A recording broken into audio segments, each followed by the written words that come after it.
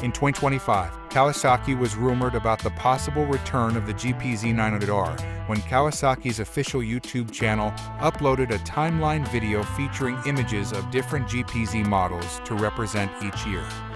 The possibility of a return to one of the greatest and most successful sport bikes of the modern era is increasingly rampant, and many media sites are very excited about the prospect of a new GPZ1000R.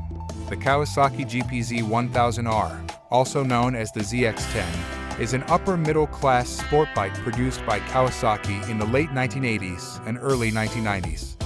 This model is designed to provide high performance and comfort on long-distance travel. Here are some important points about the Kawasaki GPZ1000R. Engine. The bike is powered by a 997cc inline 4-cylinder engine, which provides enough power to provide strong acceleration and an impressive top speed. This engine is supported by advanced technology for its time to improve performance and fuel efficiency. Design. The GPZ1000R design is distinctive with an aerodynamic and aggressive full fairing. This provides aerodynamic protection for the rider and provides a sporty and aggressive appearance. Chassis. The bike is equipped with a strong yet light tubular frame, which provides a good balance between strength and maneuverability.